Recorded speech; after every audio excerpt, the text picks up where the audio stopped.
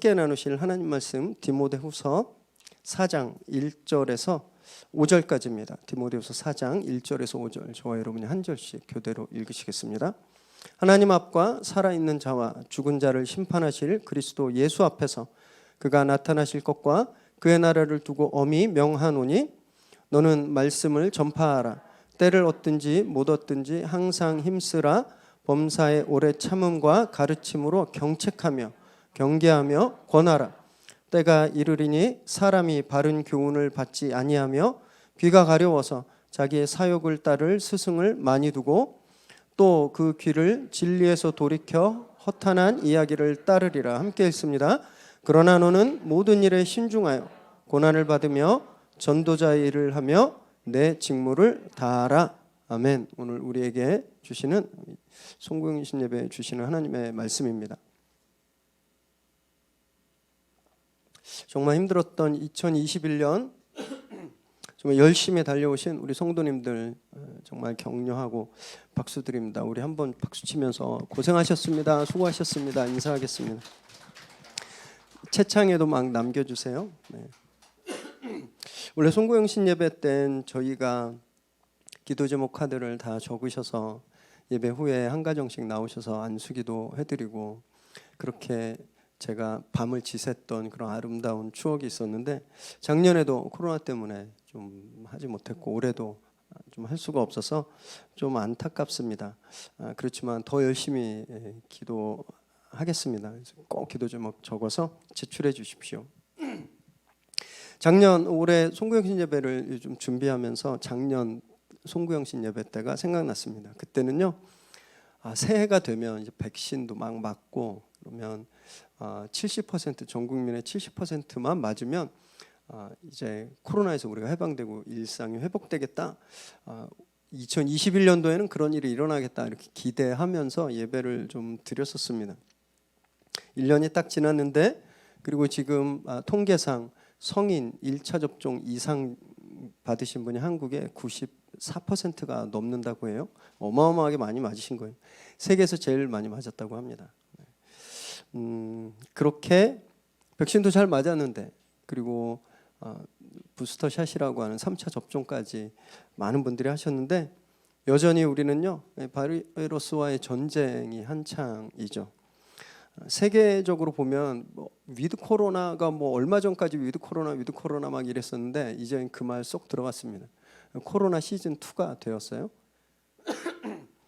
오늘 낮에 제가 코로나 국제 기구에 가서 확인을 해봤는데 제가 깜짝 놀랐습니다. 이 수치가 맞나? 어제 미국에서 하루 확진자 숫자가 몇 명 나왔는지 아세요? 어제만 59만 5천 명 나왔습니다. 못 믿으시겠죠? 그래서 저도 깜짝 놀랐어요. 이게 혹시 몇 달치 합계인가? 그래서 여러 곳을 미국 사이트에도 들어가 보고 했는데 어제 하루 확진자가 59만 명이 넘었습니다. 미국에서만. 영국은 18만 8천, 프랑스는 20만 6천, 이탈리아, 스페인 다 10만이 훌쩍 넘었어요. 지금까지 그 어떤 때보다 확진자 수가 폭증하고 있습니다. 세계에서 가장 먼저 백신 맞은 나라들입니다. 그리고 미국은 아이들까지도 지금 백신을 맞추고 있는 그런 상황이에요. 부자고 강한 나라들이라서 백신도 독점하고 그랬던 나라들인데 통제가 안 되는 겁니다. 여기에 비하면 진짜 우리나라는 기적입니다. 기적. 오늘 어제 집계된 숫자가 오늘 발표됐는데 4,875명. 이제 50만, 20만에 비하면 티도 안 나는 숫자예요. 우리 정말 잘하고 있는 겁니다. 진짜 우리 민족은 고난에 강한 민족인 것 같아요. 아주 수십 번 침략만 당하다 보니까 DNA에 딱 생긴 것 같아요. 위기를 어떻게 납작 엎드리는 겁니다. 그냥 안 움직이고 그 저력이 좀 증명된 것 같아요. 상황이 이러다 보니까 저도 뭔가 내년에 좀 그 희망차고 좀 소망이 있는 좀 가슴 두근두근한 말씀을 전해드려야 되는데 그럴 수가 없어서 너무 죄송해요. 낙관적이지 않습니다. 전문가들은 뭐 화이자나 어떤 다른 제약회사에서 만든 먹는 그 코로나 약, 그리고 오미크론 변이 바이러스에 아주 신라 같은 희망을 두고 있긴 해요. 지금 아직 오미크론에 대한 공식적인 그런 평가, 공식적인 그 판단이 내려지지 않았지만, 어제 한 라디오 방송에서 오미크론 바이러스를 제일 먼저 찾아내고 발표한 남아공 의사협회 회장이 인터뷰하는 걸 들었는데, 감염률 굉장히 빠른데 중증화율은 굉장히 낮다. 그래서 남아공은 지금 감염자 추적을 안 한대요. 이게 뭐냐 하면 이게 토착병으로, 그러니까 그냥 조금 감기의 독감의 일종으로 지금 가고 있다라고 그분들은 보고 있는 거예요. 그래서 기대하는 거죠. 이 오미크론이 지금 이제 영국은 이미 오미크론이 이렇게 우세종이 되어버렸거든요. 우리는 아직 델타가 우세종인데, 이 오미크론이 우세종이 되고 빨리 퍼지는 대신에 중증화율이, 치명률이 낮으면 먹는 약도 있겠다. 진짜 감기처럼 될 수도 있겠다라고 소망하고 있는 거예요. 아직 확정적으로 그렇다라고 한 발표는 아직 없습니다. 그냥 기도만 할 뿐이에요. 진짜 그렇게 되기를 기도만 할 뿐이에요. 정말 끝나지 않는 이 코로나와 함께 하고 있는 두 번째 해를 보내면서 한국 교회도 굉장히 많이 변했습니다. 이전엔 별로 관심도 없었어요. 제가 한 3년 전에, 4년 전에, 벌써 제가 대학 입학한 지 30년이 됐었거든요, 그때. 그래서 30주년으로 무슨 동문 행사 같은 게 있어서 학교를 가서 이제 행사도 참여하고 동기 목사님들을 만났는데, 목회를 거의 20년 이상 하고 있는데 유튜브로 예배를 중계하는 교회가 2교회도 안 됐었어요. 그거 왜 하냐 이렇게 얘기하는. 그런데 이제 목회자들의 일상이 되었죠. 유튜브 실시간 중계, 그다음 줌으로 하는 건 다 전문가입니다. 일반 회사 분들보다 더 잘할 걸요 아마. 줌으로 회의하는 거. 옛날엔 성도들이 교회 안 나오면 근심했습니다. 교회를 왜 안 올까? 왜 예배하러 안 올까? 이젠 근심하지 않죠. 일상이 됐어요. 집에서 이렇게 화면으로 예배 드리는 거 권장하기도 하고, 이게 일상이 되어버렸죠. 이렇게 완전히 바뀌어버린 거예요, 교회가. 물론 이런 현상에 대해서 아주 극소수의 교회들이 방역 지침도 막 정면으로 거부하고, 막 이 교회가 망하는 거다, 교회 탄압이다, 뭐 이렇게 음모론을 주장하고 있지만 그들의 목소리는 전혀 새로운 것이 아닙니다.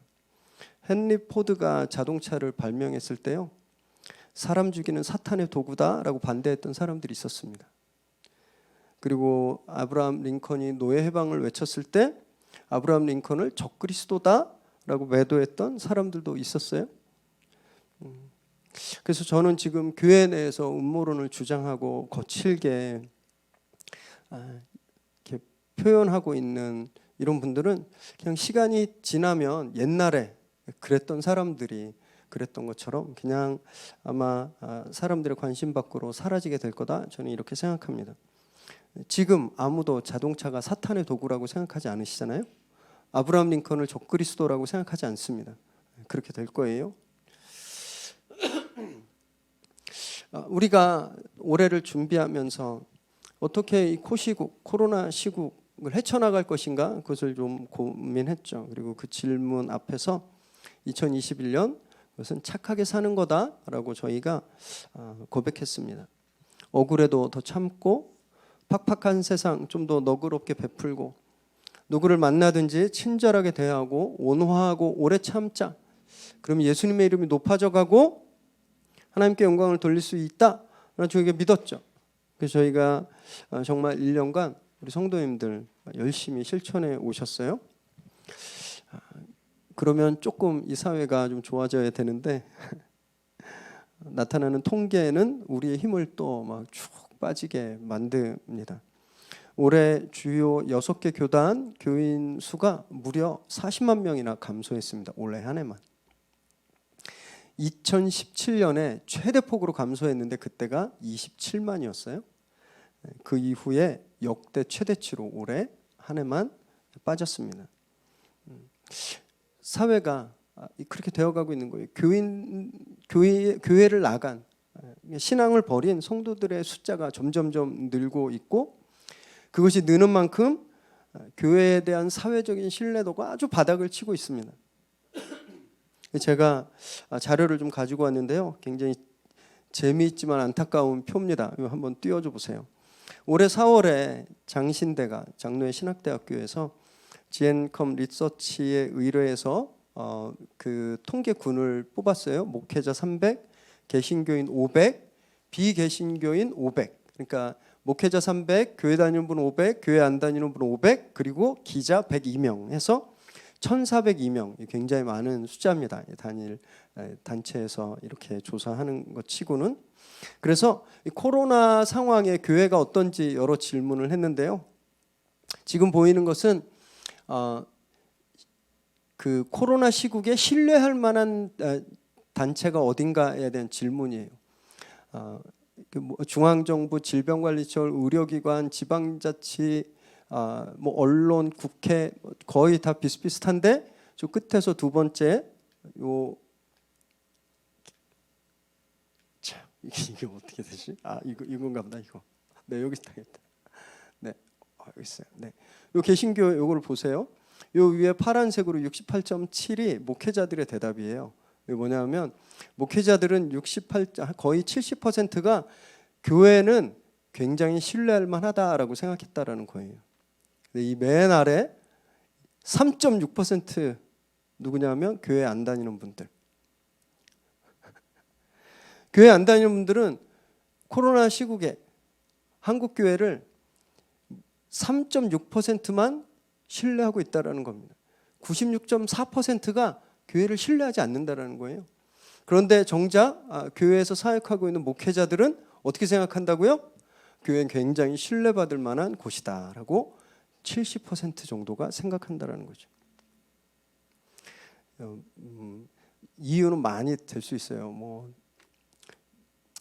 언론이 교회를 막 공격하고 막 아무것도 아닌데 부풀리고 극소수의 일을 막 떠벌리고, 왜냐하면 사회가 어려울수록 희생양이 필요하니까 교회를 그런 스케이프고트로 삼아서 막 공격해서 언론이 나빠졌다, 이유는 막 들 수 있어요. 근데 이유가 중요한 게 아니에요. 지금 이런 상황이 중요한 겁니다. 교회를 바라보고 있는 시차가 너무너무 극단적인 거예요. 또 하나 표 한번 보여주시겠어요? 네, 요건 뭐냐면요, 코로나에 교회가 잘 반응했냐, 잘 반응하지 않았느냐 질문입니다. 요 맨 처음에 교회가 방역 정책에 잘 협조했다라는 질문에 목사님들은 91%가 그렇다라고 대답했어요. 믿지 않는 분들은 13.2%만.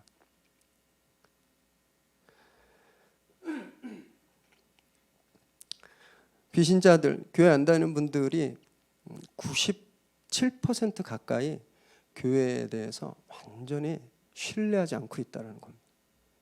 이게 지금 현실이라는 거예요. 현실. 더 확대 해석하면요, 교회 안에서 우리 교회 다니는 우리들이 교회 안에서 우리를 보면서 느끼는 생각들, 우리끼리 쉐어하는 그런 생각들하고 이 밖에서 우리를 보며 생각하고 있는 거하고 너무 온도차가 너무 크다라는 거죠. 이 위기입니다. 위기. 왜냐하면요, 교회의 존재 목적, 교회가 이 땅에 존재하는 이유는 교회를 신뢰하고 있는 97%의 목회자를 위해서 교회가 있는 게 아니에요. 교회는요, 교회를 불신하고 있는 87%의 믿지 않는 분들을 위해서 교회가 존재하는 겁니다. 근데 이분들이 이미 절대 다수가 교회에 올 생각을 안 하고 있는 거예요. 그럼 생각해 보세요. 못 믿는데 가겠습니까? 옆에 가기도 싫겠죠. 교회 나올 가능성이 거의 없는 겁니다. 이런 시대 우리가 살고 있는 거예요. 제가 이 표를 보면서 그래서 우리가 진짜 옳았다. 저 그렇게 확신했습니다. 믿지 않는 사람들을 교회로 데려오는 건 이제 진짜 기적 같은 거예요.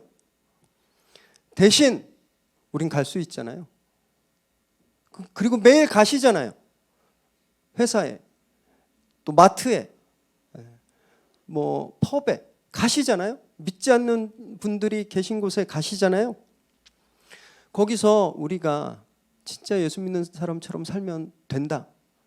왜냐하면 그 사람들이 교회에 와서 우리가 어떻게 사는지 볼 기회가 이제 없으니까 우리가 가서 보여줘야 되는 거죠. 그래서 우리가 올해 하나님 앞에서 약속했던 착한 행실, 여러분 그것이 진짜 이 시대에 이 문제를 해결할 수 있는 열쇠였구나라는 것을 다시 한번 좀 깨닫게 되었습니다. 우리 성도님들 진짜 그렇게 잘해 오셨어요. 제가 물론 우리 성도님들이 직장 생활을 어떻게 하는지 가서 이렇게 볼 수는 없었습니다. 진짜 변명이 아니라 여러분들 일하시는 곳에 가서 좀 신방도 하고 그러고 싶은데 코로나 시국에 복사가 막 왔다 그러면 힘들어질까 봐 마음은 굴뚝 같았지만 가지 못하고 제가 뭐 기도만 했을 뿐인데, 하나를 보며 열을 알잖아요. 우리 성도님들이 1년간 교회에서 우리 성도님들한테 어떻게 했는지 그걸 보면 알 수 있었습니다. 참, 시골에서 막 나물이 올라왔다고 막 그걸 손질해 가지고 막 나눠서 서로 나눠주시고, 주일에 1부, 2부 예배를 섬기니까 교육자들과 또 스태프들이 맨날 김밥으로 때우는 게 안쓰러워서 진짜 손수 막 도시락도 해오시고, 도시락 해오실 수 없는 분들은 목적 헌금도 하시고 진짜 그래 주셨어요. 그리고 제가 아는 한 한 번도 싸움이 없었습니다. 교회에서. 혹시 저 모르게 싸우신 분 계시나요? 우리 성도님들 보면서 이렇게 착하게 믿음 생활하시는 우리 성도님들 보면서 이런 분들이라면 직장에서도 집에서도 착하게 사시겠구나라는 믿음이 있었습니다. 교회도 그랬습니다. 우리 사실 원래 송구영신 예배 때는 1년에 했던 행사들 사진을 쫙 해서 슬라이드 쇼로 쫙 우리 보여주고 그랬는데, 올해 하려고 그랬는데 사진이 없어요. 제 화면만 그냥 잔뜩 있습니다. 속상했지만 그래도 우리가 해야 될 일들을 잘 감당해 왔습니다. 그래서 지난 수요일에 유래종합사회복지관에 방문했었어요. 갔는데 너무 죄송하게 과한 환대를 받았습니다. 제가 밥을 먹으면서 모래알 씹는 것 같았어요. 이렇게 얻어먹어도 되나 막 이런 생각이 들고, 너무 인사를 하시는 거예요. 근데 이게 갑을 관계는 아니지만 그래도 후원을 받는 입장과 후원하는 입장에서 받는 입장이 거칠애로 하는 그런 인사가 아니라 귀한 사역을 감당하는 그런 파트너로서 존경하고 존중하는 걸 정말 느꼈습니다. 너무 기뻤던 건 저희가 진짜 2평도 안 되는 1.5평 아주 조그만 방, 창문도 없어요. 거기에 모래놀이 상담실을 꾸렸는데, 코로나 시대에 모든 사역이 다 스탑됐는데 그건 계속됐대요. 그리고 이걸 통해서 도움받고 회복된 분들이 정말 많아져 가지고 내년에 제가 볼 때 한 7배 이상 확장하더라고요. 거길 직접 봤습니다. 너무 감사했어요.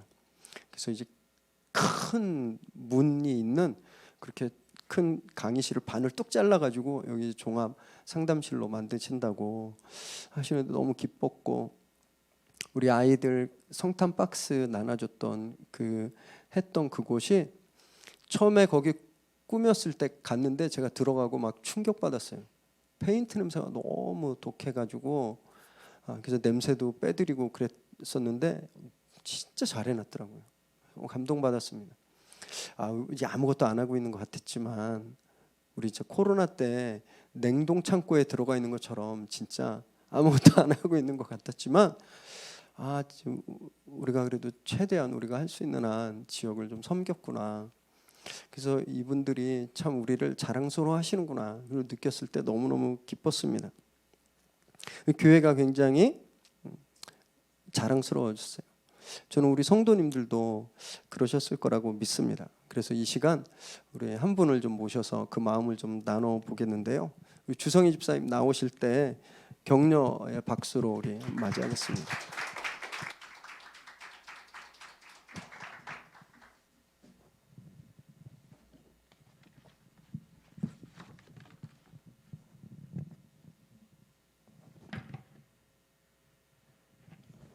네, 제 심장 소리가 들리네요.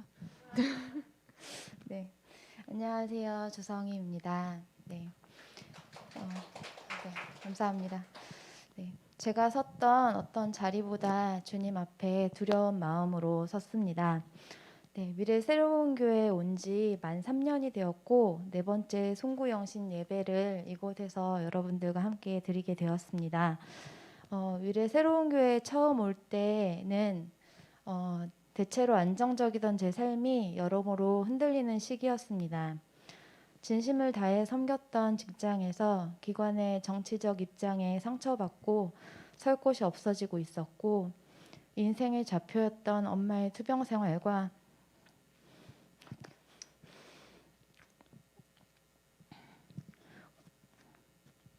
오랜 시간 함께했던 교회의 각종 문제로 몸과 마음이 피로했고 영적으로도 메말라 가고 있었습니다.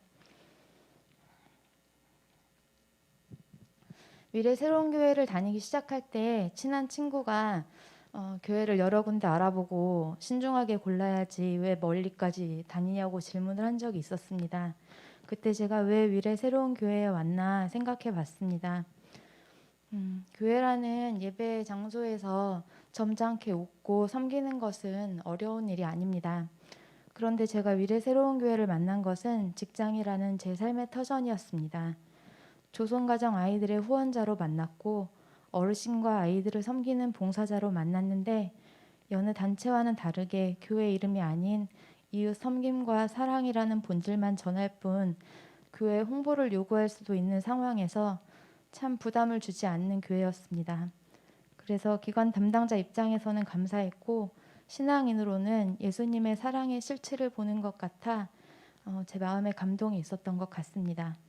그래서 출근하지 않는 주말에는 위례에 안 오고 싶어야 되는데 제가 위례 새로운 교회가 궁금했고 와보고 싶었습니다. 위례 새로운 교회에 출석하면서 저희 가정에는 서서히 변화가 찾아왔습니다. 첫 번째로는 믿음의 가정이라는 축복 속에 자라면서 교회에 출석하는 것이 당연했고 어릴 적부터 매일 저를 무릎에 앉히고 세상의 소금이 되라고 기도하셨던 조부모님과 주님이 함께 하시니 담대하라고 입버릇처럼 말씀하시던 부모님의 기도를 빽삼아 세상에서 무탈한 것이 목적인 것처럼 안일한 신앙 속에 살아가던 저는 위례 새로운 교회에 오면서 신앙의 독립을 해야 했습니다. 집에서 내가 교회 가자고 하지 않으면 더 이상 하나님의 이름이 우리 집에 머물지 않을 수도 있겠구나 하는 생각이 들면서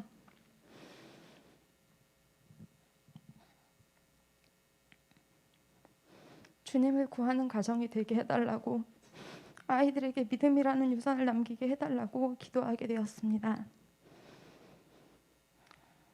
저희 어머니가 성경 필사를 손에서 놓지 않으셨는데 그것이 주님께 향한 갈급한 기도였다는 것을 지난 3년간 가정이 믿음으로 서게 해달라고 기도하면서 알게 되었습니다. 두 번째로는 믿음이라는 단어와 상관이 없을 것 같았던 남편의 변화입니다.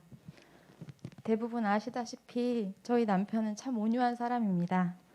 그래서 교회에 다녀야 한다는 저의 뜻에 따라 한 번도 불평 없이 연애부터 15년을 교회에 출석했습니다. 새벽 예배 시즌이면 새벽 예배도 가고 때마다 신방도 받았습니다. 그래도 믿음이 억지로 생기는 건 아니지 않냐고 말할 때에는 제 마음에 낙담이 되었습니다. 미래 새로운 교회에서 주니어 커브에 참석하면서 신앙의 멘토가 생기고 교회 안에서 양육받으면서 남편 이봉규 집사가 하나님을 믿는 사람이 되었습니다. 여느 때와 다르게 교회 가는 것을 즐거워하고 심지어 저를 빨리 준비하라고 재촉하고 성경을 궁금해하고 아이들이 믿음을 가진 아이들로 자랐으면 좋겠다고 말할 때 제 기도에 응답하시는 하나님께 감사했습니다. 세 번째로는 제게 꿈이 생겼습니다. 위례 새로운 교회에서 전도는 교회의 이름으로 하는 것이 아닌 삶의 터전에서 사랑과 섬김으로 하는 것이라는 당연하지만 어려운 도전을 받았고 그것이 제게 꿈을 주었습니다. 어떤 직업을 가진 어떤 자리에 있는 사람이 아닌 이 부족한 그릇이라도 주님께서 사용하시길, 이 각박한 세상에 예수님의 이름이 소망임을 얘기할 수 있는 준비된 사람이길 기도하게 되었습니다. 제가 일하고 있는 분야에 실력을 가진 사람, 성실하고 믿을 만한 사람인데 무엇보다 하나님을 믿는 사람이라는 꼬리표가 새겨지길 기도하게 되었습니다. 언젠가 주일 예배 말씀 중에 전부가 아니면 의미 없다는 말씀을 기억합니다. 다 버리고 주님을 따르는 삶을 말씀하셨는데 지금도 제 마음에 부담으로 남아있는 말씀입니다. 오늘 이 자리에 두려운 마음으로 선 것처럼 주님의 주권을 인정하고 주님께 내어드리는 것을 배우고 알아갈 수 있도록 매일 주님 보시기에 사랑스러운 가정이길 기도 부탁드리겠습니다.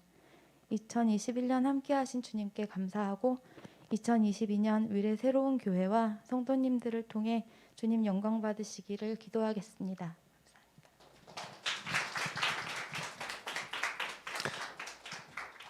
네, 우리 집사님께 다시 한번 감사와 또 격려의 박수 한번 드리겠습니다.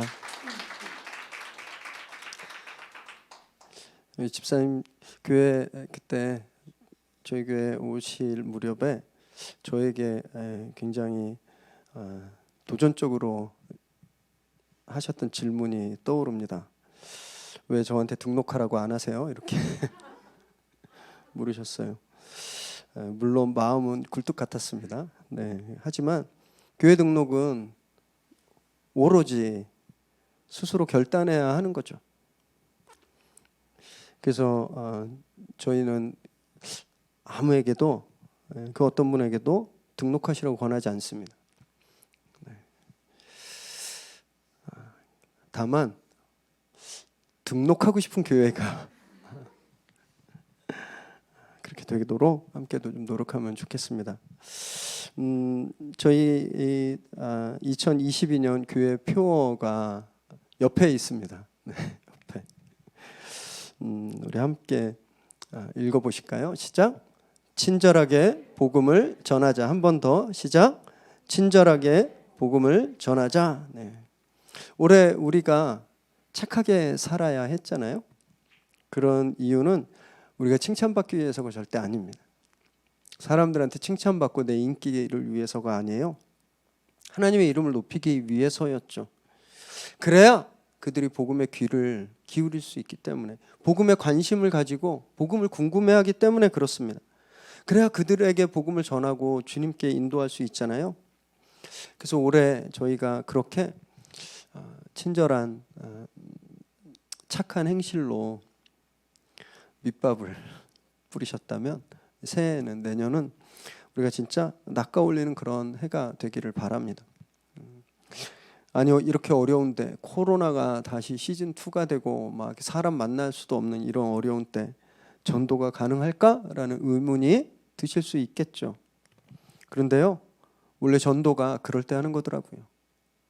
전도가 위기 때 하는 거더라고요. 오늘 저희가 함께 나눌 말씀이 바로 그렇습니다. 디모데후서 4장 말씀은요, 바울이 죽기 직전에, 처형당하기 직전에 디모데에게 남기는 유언 같은 말씀이에요. 마지막 말씀. 바울도 디모데도 엄청난 어려움 가운데 있었습니다. 바울은요, 지하 감옥에 갇혀 있었어요. 그래서 죽을 날만 기다리고 있었고, 디모데는요, 자기가 사역하던 에베소 교회에 엄청난 분쟁이 일어났습니다. 이 어려운 시기 바울이 디모데에게 명령하고 있는 건 전도예요. 전도. 네가 조금 훈련 좀 더 하고 좀 이렇게 기술도, 사람을 좀 다스리는 기술도 좀 익히고, 그리고 좀 조력자들도 만들고 조직화하고 뭐 이렇게 하라는 말씀하지 않았습니다. 바울이 위기의 순간, 자기도 위기고 디모데도 위기인 그 순간에 바울이 하는 말은 딱 하나였어요. 전도입니다. 전도는요, 편할 때, 사람들이 날 좋아할 때, 내가 힘 있고 내 말을 잘 듣고 그럴 때 하는 게 아니더라고요. 전도는 내가 힘들 때, 죽을 것 같이 힘들 때, 그때 해야 되는 거라는 겁니다. 왜냐하면 바울은요, 이 모든 상황을 타개할 비장의 무기, 신의 한 수가 전도라고 믿었기 때문입니다. 앞에서도 말씀드렸지만요, 지금 우리가 당면하고 있는 상황, 바울과 디모데가 처했던 그런 상황 못지 않습니다. 우리도 위기 가운데 정말 살얼음판을 걷고 있거든요. 그렇기 때문에 해결책도 똑같은 거예요. 바울이 디모데에게 그 위기를 전도로 넘기를 바랬다면 바울은 우리에게 지금 우리가 한국교회가, 미래 새로운 교회가, 그냥 모든 믿는 사람들이, 모든 교회가 당면한 이 위기를 해결하는 방법도 전도다라고 말씀하고 있는 겁니다.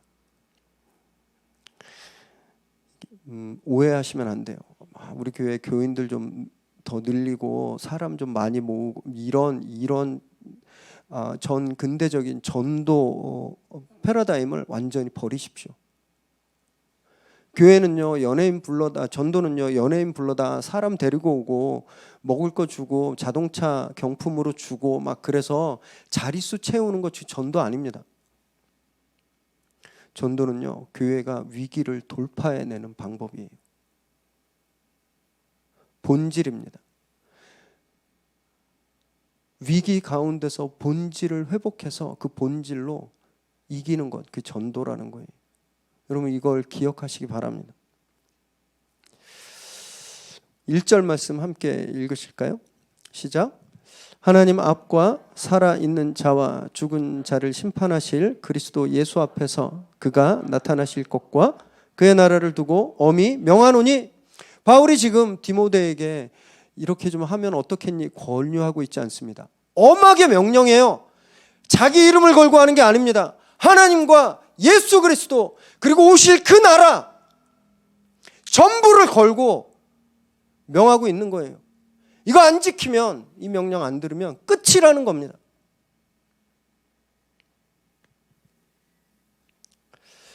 사람들은요, 바울이 이제 끝났다고 생각했거든요. 감옥에 갇혔잖아요. 이제 사형 선고 받고. 그래서 바울을 다 떠났습니다. 그런데 바울은요, 자기 상황을 전혀 그렇게 보고 있지 않았어요.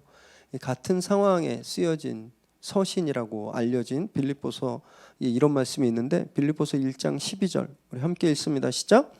형제들아, 내가 당한 일이 도리어 복음 전파에 진전이 된 줄을 너희가 알기를 원하노라.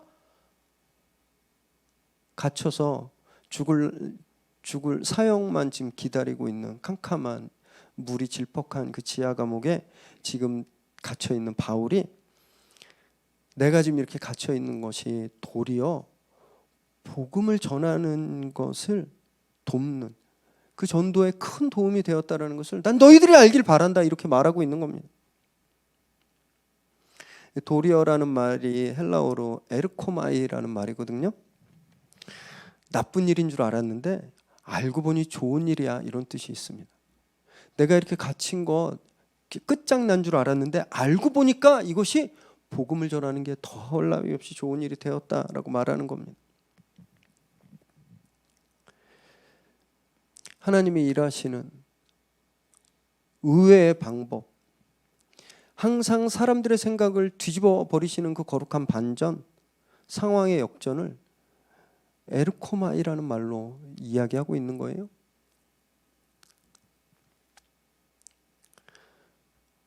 우리는 지금 코로나에 갇혀 있고 10명 중에 교회 한다는 사람 10명 중에 9명은 교회를 혐오하고 싫어하고, 목사라 그러면 한 발짝 떨어져 가고 막 그런 상황.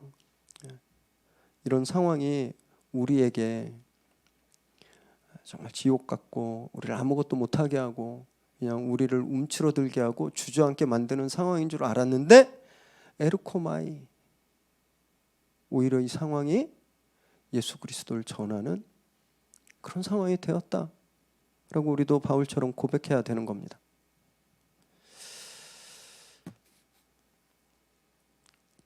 신세 한탄하고도 충분히 남았죠.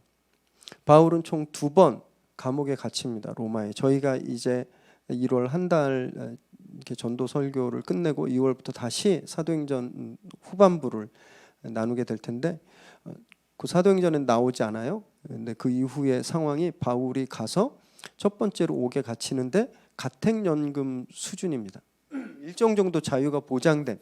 그래서 바울은 그때 자기 집을 지키던 로마 군인들에게 전도하고 자기를 찾아오는 많은 사람들을 양육하고 가르쳤어요. 근데 그가 한번 풀려나서 소아시아 지역에서 다시 한번, 사람들은 이때 그가 서바나에 갔을 것이다라고 믿고 있는데 서바나 다녀오면서 황제를 모독했다라는, 그래서 불법 종교를 시민권자임에도 불구하고 로마가 금지하는 종교를 퍼뜨렸다라는 혐의로 2번째로 잡힌, 그때 쓴 책이 디모데후서고 빌립보서입니다. 환경이 완전히 달랐어요. 그땐 가택연금이 아니라 지하 감옥에 갇혔습니다. 그래서 바울과 친하게 지냈던, 선생님과 끝까지 함께하겠어 했던 그의 동역자들이 다 배신하고 떠나왔어요. 그래서 바울이 실제 그 이야기를 쓰기도 했습니다. 얼마나 외로웠을까요? 평생을 복음을 위해 살았는데 자기 지금 복음 전할 수도 없는 감옥에 갇힌, 철저히 혼자 남은 그런 상황, 신세한탄을 할 만했죠. 디모데가 바울이 아들처럼 생각하는, 진짜 아들로 생각하는 젊은이였잖아요. 그럼 자기 속마음 이야기할 수도 있지 않나요? 저도 가끔 속상하면 제 진짜 아들인 산이 제 속마음 가끔 얘기할 때 있습니다. 아빠 참 힘들구나. 못 듣고 게임만 계속 하지만 바울은요 그 말 하나도 안 하는 거예요. 성부와 성자 그리고 하나님의 나라를 두고 가장 중요한 것을 명령하고 있는 겁니다. 그가 처한 상황보다, 자기가 여기서 풀려나는 것보다, 그 형편이 좋아지는 것보다 더 긴급하고 중요한 것이기 때문에 그래요. 그것이 바로 전도입니다. 2절 읽습니다. 시작. 너는 말씀을 전파하라. 때를 얻든지 못 얻든지 항상 힘쓰라. 범사의 오래 참음과 가르침으로 경책하며 경계하며 권하라. 때를 얻든지 못 얻든지 말씀을 전하고 매사에 오래 참고 가르치고 바로잡아주고 권면하라. 이 말, 너무너무 중요했기 때문에 바울이 이 말을 엄하게 명령하고 있는 겁니다. 물론 디모데 개인적으로 보면 목사였기 때문에 복음을 전하는 것뿐만이 아니라 설교하는 것. 그래서 원어적인 의미에 보면 preach이라는 뜻도 있는데 말씀을 바로 설교해야 된다라는 거고, 확대해선 말씀을 전한다라는 것이 포함됩니다. 항상 힘쓰라는 건요, 항상 준비되어 있어라는 걸 뜻해요. 시간을 따지지 말고 긴급하게 복음을 전하라는 겁니다. 여기 때를 얻든지 못 얻든지는 더 직역해 보면 좋은 때나 나쁜 때나예요. 우린 늘 좋은 때 말씀을 전하려고 하잖아요. 이 사람이랑 관계가 좋을 때, 내가 좀 시간이 여유가 있을 때, 그리고 내 마음도 좀 편하고 복음을 전할 그런 라이트 타이밍에 좋은 때 복음을 전해야 된다고 생각하는데, 바울은 디모데에게 그때만이 아니라 복음 전하기 나쁠 때도 복음을 전해야 된다 말하고 있는 겁니다.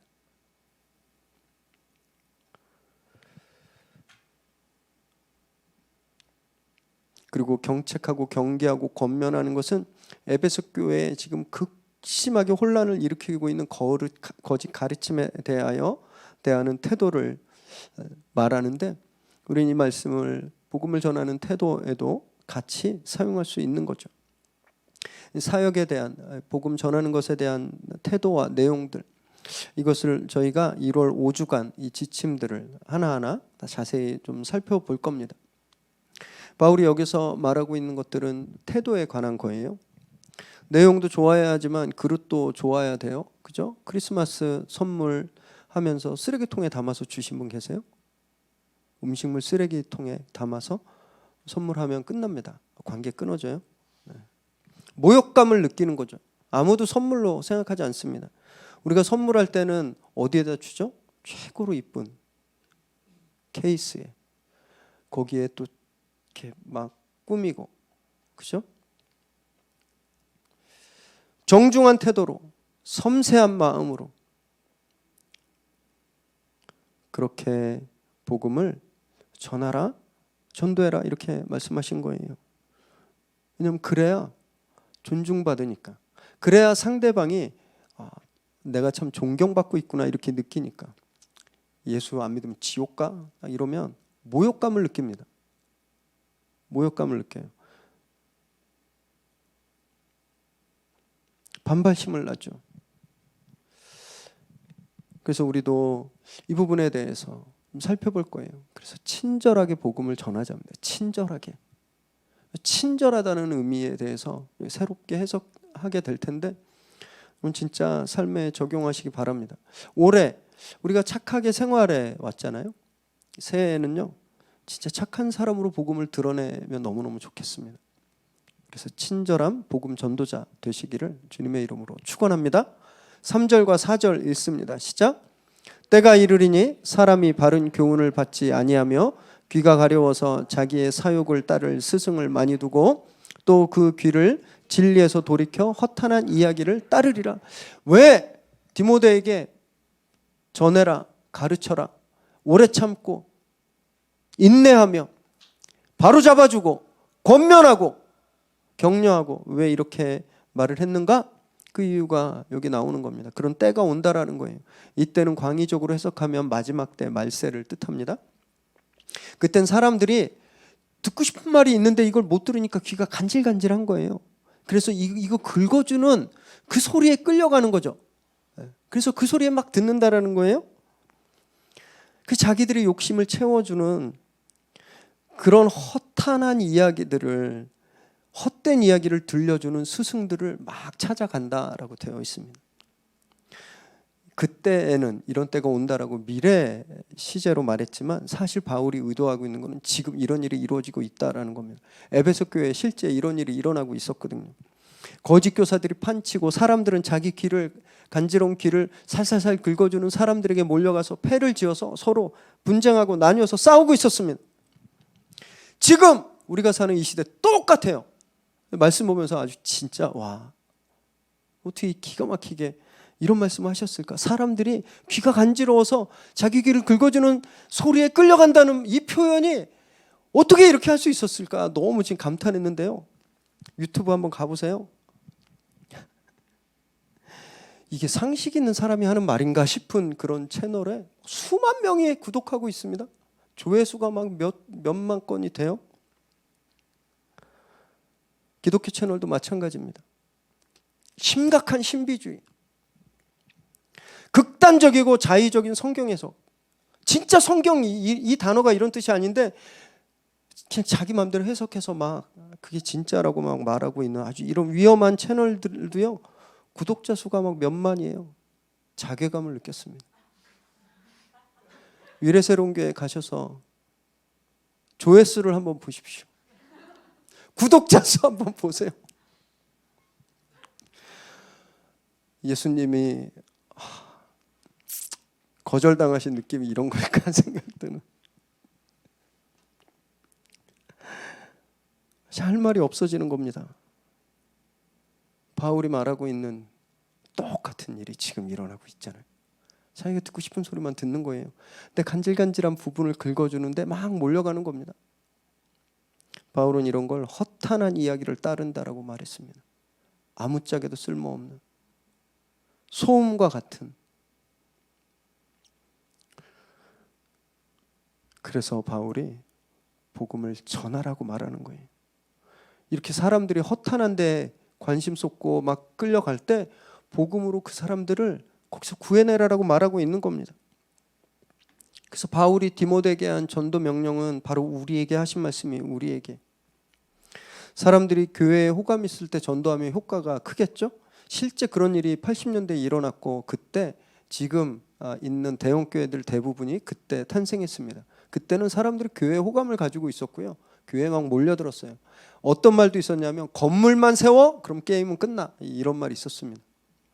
그래서 막 그때는 성도님들이 막 집문서 맡겨 은행에 맡기고 빚내서 건물 막 올리고 그랬던 시대가 있었어요. 지금 완전히 바뀌었죠. 지금 그런 시대라고 생각하시면 절대 안 됩니다. 아까 우리 보셨죠? 지금은 교회에 적개심을 가진 시대예요.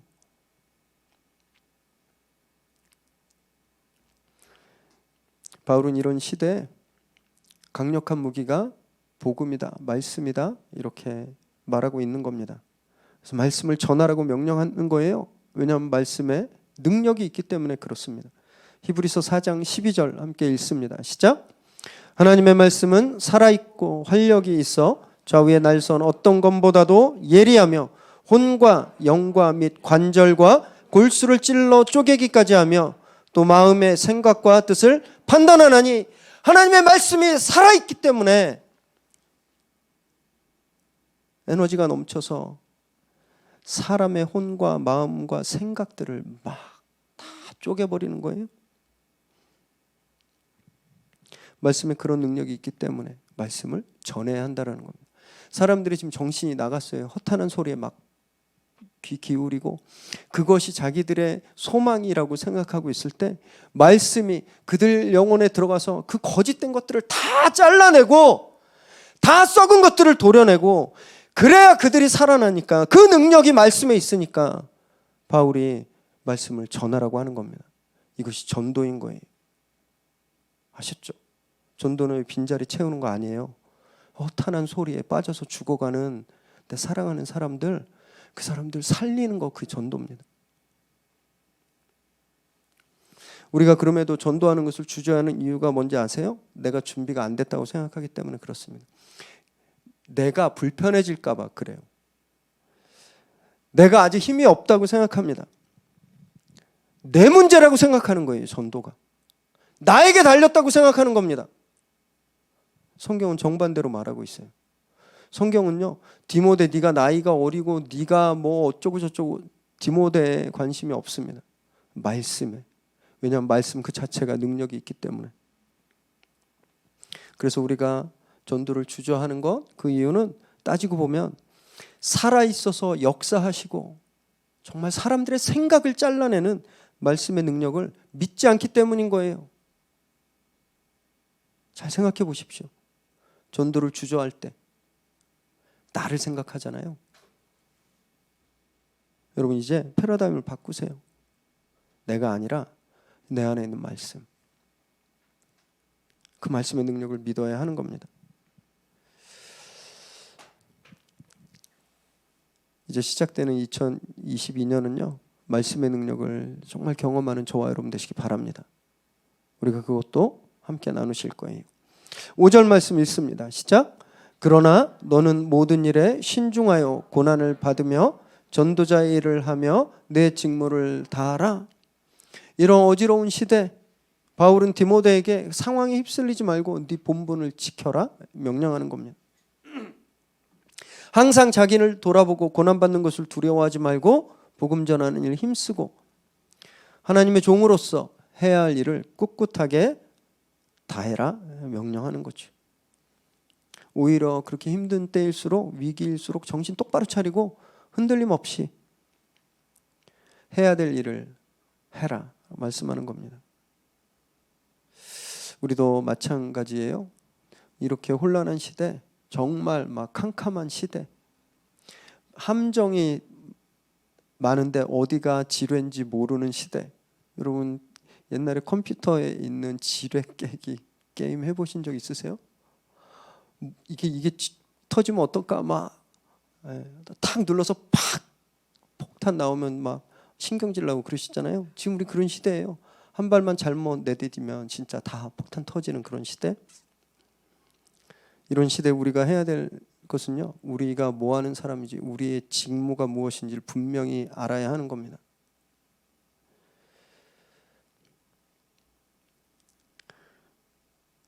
우리는 복음 전하는 사람들이에요. 교회는 복음 전하는 곳입니다. 교회는 예수 그리스도를 전하는 곳이에요. 그걸 위해서 우리가 예배하고, 그걸 위해서 우리가 찬양하고, 그것 위해서 우리가 훈련받고 교제하고 서로 섬기는 겁니다. 그걸 위해서 우리가 착한 사역도 하는 거예요. 바울이 디모데에게 그러나 상황이 이렇지만 그러나 너는 전도자의 일을 하고 내 직무를 지켜라 말씀, 우리에게 하신 말씀으로 받으시기 바랍니다. 교회는 혐오스럽고 사람들은 더 교회에 적개심을 가지고 코로나 때문에 교회 예배 더 못 오고 교회 다니는 사람 피하고, 그러나 이런 상황 가운데 네가 뭐 하는 사람인지 본분을 지켜라, 이 말씀을 받으시기 바라요. 그래서 우리가 전도해야 하는 겁니다. 현실적인 어려움이 있으시겠죠. 괜히 전도했다가 관계가 끊어지면 어떡할까?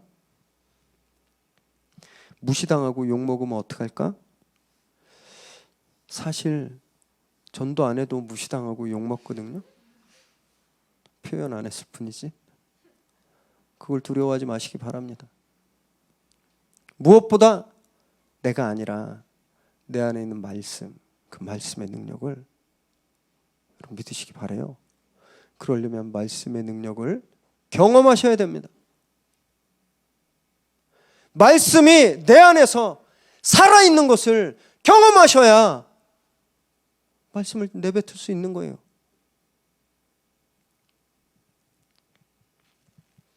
움츠러들지 마시기 바랍니다. 전도자 일을 다하고 우리 직무를 다하는 저와 여러분 되시기 바랍니다. 그래서 우리에게 맡겨주신 복음전도 사명을 새해 열심히 감당하는 저와 여러분 되시기를 주님의 이름으로 축원합니다.